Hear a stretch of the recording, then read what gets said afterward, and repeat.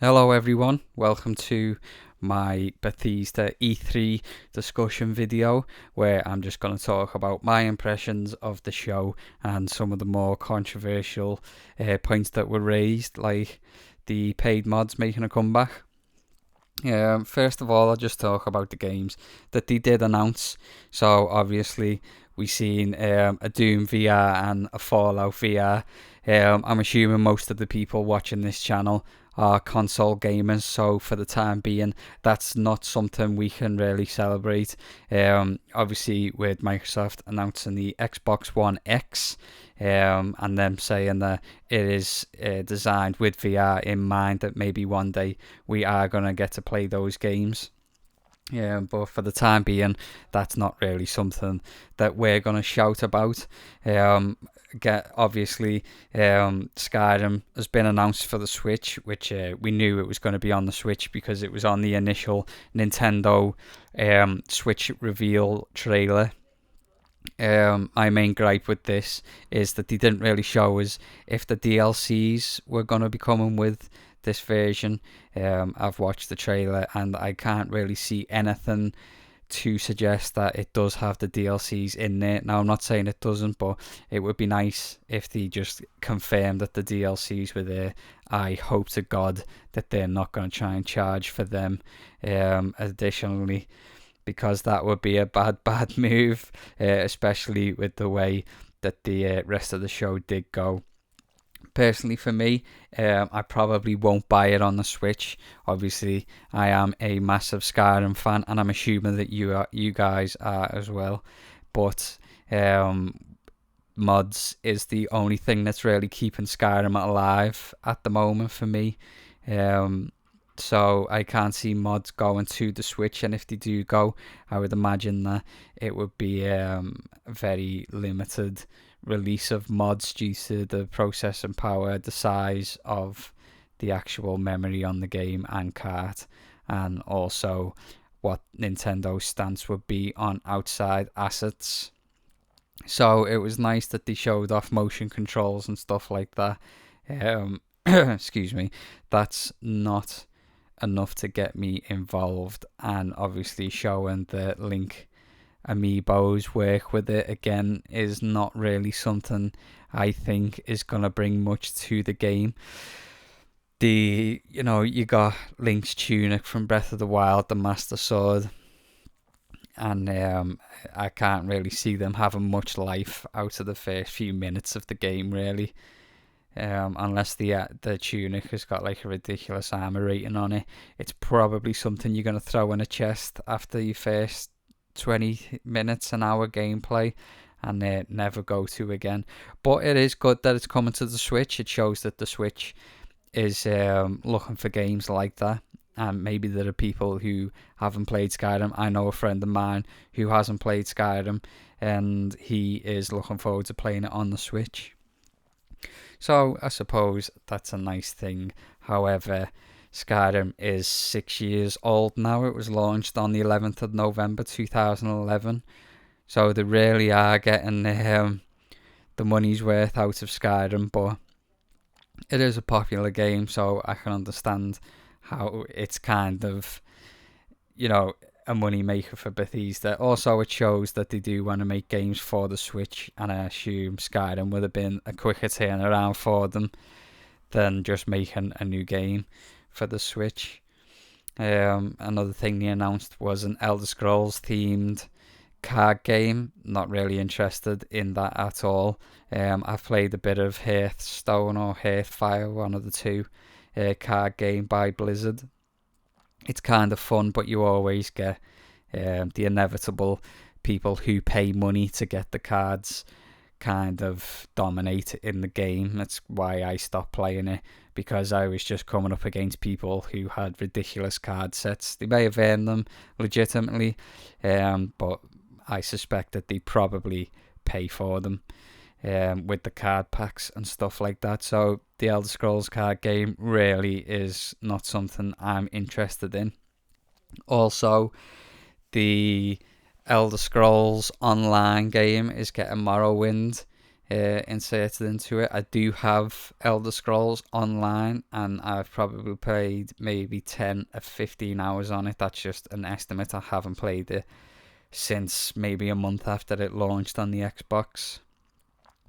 I did find it fun when I was playing with my friends, but the problem with MMOs is they always feel like a 10-year-old game, no matter how sophisticated they are, really, and they do have a limited appeal.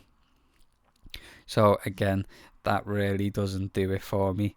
Um, on a good note, Wolfenstein 2 was shown and it looks excellent. I loved Wolfenstein, the one that Bethesda made on the Xbox. I've never really played the older ones, but it looks fantastic. I'm super hyped for Wolfenstein 2. Love BJ Blazkowicz. Can't wait to jump in his shoes again and kill some Nazis.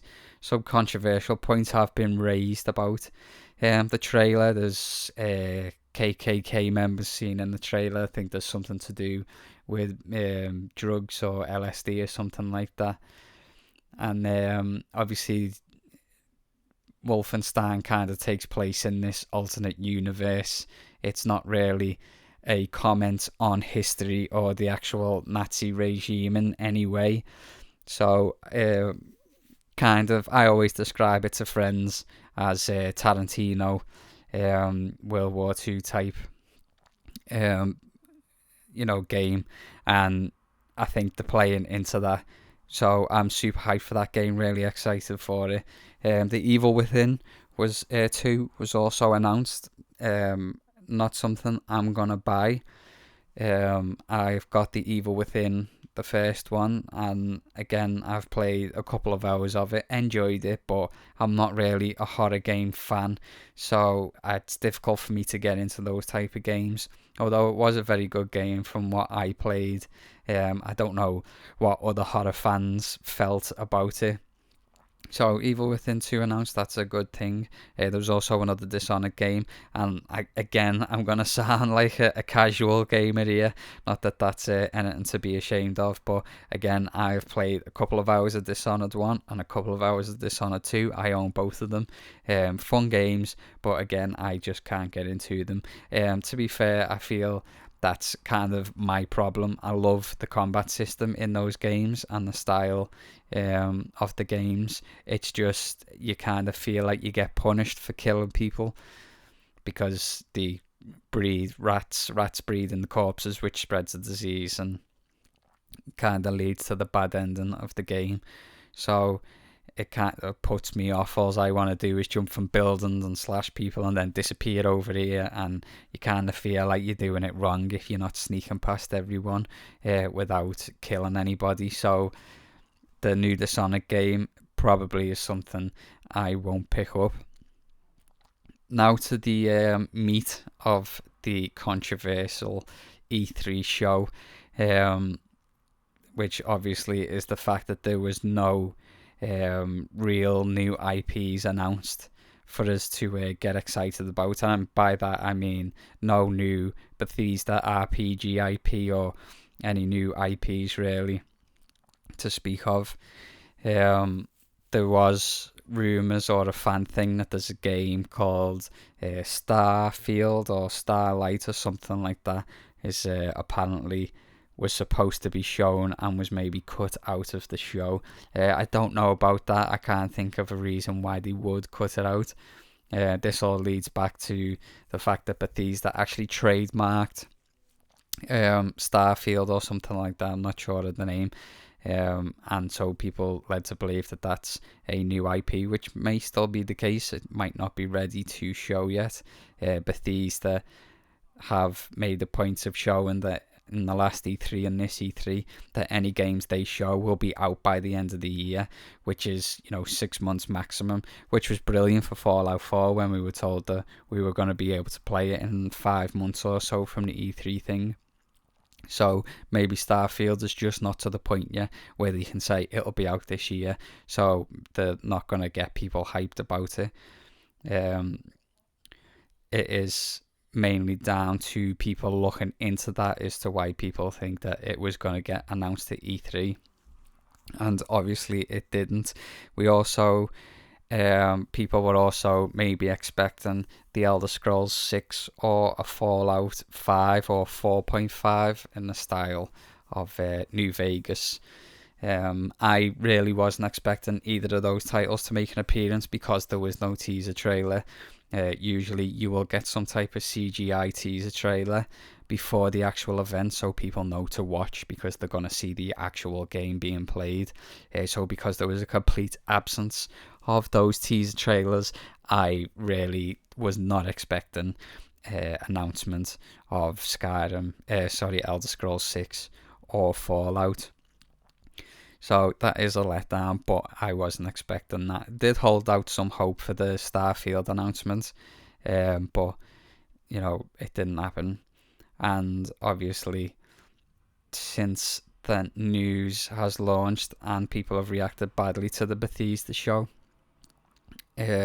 people have gone and found snippets from interviews from people who work at Bethesda who have said the Elder Scrolls 6 isn't even in development. Now that is heart-shattering to me that it's not even in development. I expect Bethesda to spend a good 3-4 years developing these mainline RPG games like Fallout and Skyrim. So to hear that they haven't even started it or not even started it in a significant manner is really upsetting. So if we do assume that it's 3-4 years ago, we're looking at 2020 or 2021. Some people are saying 2024 because they seem to think that Bethesda need to hire people for this and that. No one really knows what people at Bethesda are working on or what they're doing. So I would assume that the main studio are working on something, and it doesn't necessarily mean that they need to hire new people because this game's getting made or that game's getting made. The majority of games that they did announce is made by studios that Bethesda owns, but aren't necessarily the main Bethesda team, which usually work on Fallout and Skyrim. So I would say, to be conservative, is about 2021, 2020, something like that. That is obviously really upsetting because after it wasn't announced, I was thinking, okay, next E3 then, that's fine. We can wait till next E3. Apparently, Bethesda considered the Elder Scrolls Online as the current Elder Scrolls game, and they don't want to take away from that by releasing a mainline Elder Scrolls game. That's laughable. As I mentioned before, Elder Scrolls Online is an MMO. It's not the most sophisticated game. I'm not saying that it's not a good game or you can do more things in other MMOs than you can in Elder Scrolls. I'm just saying it is not a proper, mainline RPG single player. So for them to consider the Elder Scrolls Online as the current mainline Elder Scrolls game is silly. Again, that is hearsay. I don't know if anyone's actually found an interview or anything like that where someone from Bethesda actually states that. And then we get to the worst of it, which is a lot of people are very upset that they've now tried to sell the idea of paid mods back to us as the Creation Club. So for anyone who isn't familiar with the whole paid mods debacle, which happened in 2015 because they weren't out on Xbox or other consoles then, so maybe you weren't interested and didn't follow it. Bethesda have tried to do this in the past.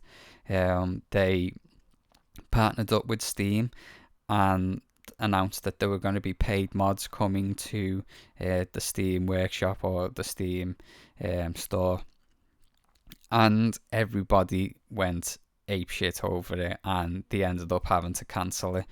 As far as I remember, a lot of the controversy was around the fact that they were only giving 25% of the revenue to the actual mod creators, which is disgusting. I mean, those mod creators are doing 100% of the work. So to say that they only deserve a quarter of the revenue is sickening.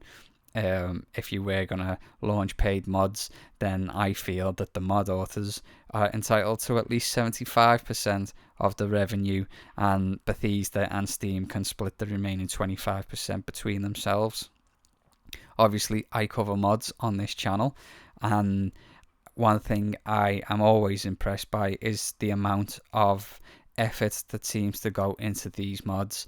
It must take dozens, if not hundreds of hours in some cases to make these mods, and to give, you know, the crumbs of what's left to those people who do all that work is disgusting. I do feel that, well, I'm getting off track here a moment. So yeah, in 2015 they tried that and it failed because people were outraged. So now they're bringing it back as Creation Club, and although they seem to have tried to make it seem like a better service, at the end of the day, it is still asking us to pay for stuff that necessarily right. So my main problem with this is the fact that they have said that the mods are made in conjunction with the Bethesda team and that they'll go straight into your game and they'll be compatible with your whole game. Fair enough. If it's like a separate thing that isn't classed as a mod, it's classed as a mini DLC and it'll go into your game and there's absolutely no problems, you'll get no headaches over it, that's one thing. But they try to sell this idea of Bethesda credits, which is what you actually use to buy the mods, and we don't know how much those credits are going to cost. Usually if someone creates a credit system, it is to try and disguise how much you are actually paying. I remember going a while back now to Xbox points. You could only buy Xbox points in certain package sizes. So let's say a game was 800 Xbox points, you could only buy 1,000 Xbox points. So not only does that muddle how much the game actually costs, it also kind of leaves you with this change at the end. So now you're like, well, I've got 200 points left, I might as well buy more points to make that, round that number up to another game.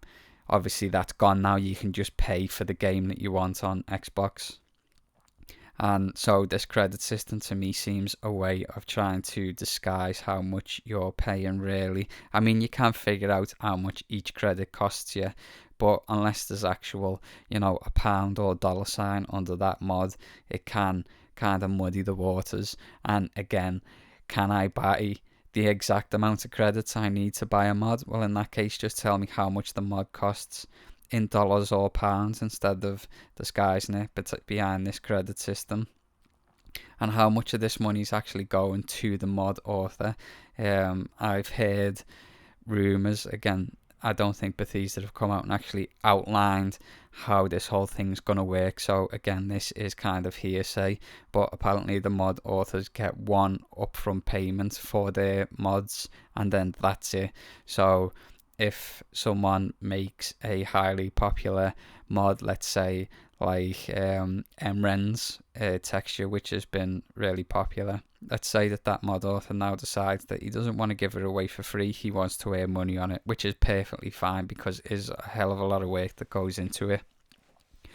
Let's say he's paid, I don't know, a few £100 or dollars for his work, and then 10,000 people download it and pay, you know, $4.99, $9.99 for it. There's very quickly going to come the point where that mod author no longer is earning, you know, a significant amount of money from it, whereas Bethesda will continue to earn on his work or their work, and that is not a very good thing. Because like I said, these people put the effort in, they put the work in, they deserve the most amount of money. I would much rather that they just put in a donation or tip system straight into the mod store, so that you could just donate directly to the mod author. That way they get a nice amount of money, it gives them more motivation to make more mods and keep the mods high quality so that people do donate. So this idea of one lump sum payment is not very good in my opinion. And although they do say that they're working with the Bethesda team and it'll go straight into your game as a mini DLC, it'll work fine, it'll work nice. What impact is that going to have on people who have mods and these DLCs? There could be a confliction between the two, and at the end of the day you're going to go, well, I've paid for this Creation Club mod and the other mod was free, and there is a conflict between them, so I'll have to get rid of the free mod, and they might not necessarily want to do that. And then there's a lot of behind the scenes stuff that could go wrong. For instance, what if someone was to make a mod, a paid mod, and then someone decided they were going to do something very similar for free without ripping off the paid mod? It's just their interpretation and it's too close to the paid mod. Well, is the free mod going to be told to take it down because you've made this new combat system and it's too close to the combat system that we want people to pay for? People aren't going to pay for it if they can get your one for free, so get rid of your free one. It just really is not a good thing and seems very money grabbing and not very consumer friendly. Again, I don't necessarily think that this is all Bethesda's fault. They are, at the end of the day, owned by another company called ZeniMax. ZeniMax is the company that tried to sue Notch at Mojang for using the name Scrolls in the title of one of his games. So that kind of shows you where they come from in terms of stuff like that. So it's kind of a scary time. It's worrying. It puts me in a difficult position because on the one hand I can say, well, I'm always here for you and I can buy these mods and I can test them and I can make sure that everything works great for you guys before you buy them, but at the same time show that I really support this new system. If people just want it dead and they don't necessarily want it coming being a success, because then it means that every Bethesda game that's released is going to have this paid system and it's just going to really take away from the talent pool that makes the free mods. Again, I do feel that the mod authors do deserve money for the work. I would prefer that to be through a tip or donation system, as I've already stated. But it's a sad time at the moment because Bethesda, who I hold so highly, in my opinion, have kind of let me down in the sense that I just don't understand why they would try and monetize mods. Sure, it's a good idea if you're a business guy, but at the same time, these mods are what keep games like Skyrim relevant. You wouldn't necessarily still have Skyrim as popular as it is now if it wasn't for mods, which were on PC and obviously now have come to console. So if they kill that mod scene, they're going to shoot themselves in the foot because people might not keep playing the game once they're done with it. I wouldn't still be playing Skyrim now if it wasn't for mods because, like I said, I've played it since release. Since the exact day it released, I've probably played Skyrim at least a couple of hours a week since then, and now you're maybe gonna put me in a position where I'm expected to pay more money on top of the initial purchase to buy mods, and that is just microtransactions, which I personally am against in all forms. If you want to do microtransactions for cosmetics like I think Overwatch does and Rainbow Six Siege, fine, they're just cosmetics. People want to buy a new shiny armor or a new skin for the gun or a new celebration dance or whatever, I don't care, that's fine, because that doesn't actually take away from my game. But when you start putting microtransactions in for actual content, then we're in a bad territory, and it's a territory I really don't want to see Bethesda go down. So the show was kind of lackluster. It was a letdown purely because there was no mainline RPG announced. for Fallout or Skyrim, and this Starfield, which we were hoping was going to be another Bethesda mainline RPG, also didn't get announced. So, yeah, what more can I say? Um, yeah, people are saying that Bethesda have got no more ideas, that the studio's dead. This is just people, you know, reacting emotionally to things, which, when it's something that you really like or you love, is expected. But they're not dead. They haven't run out of ideas. They're just thinking, how can we make even more money? Money for old rope, as they say. So I'm going to leave it there, guys. Thanks for watching, and I'll see you next time.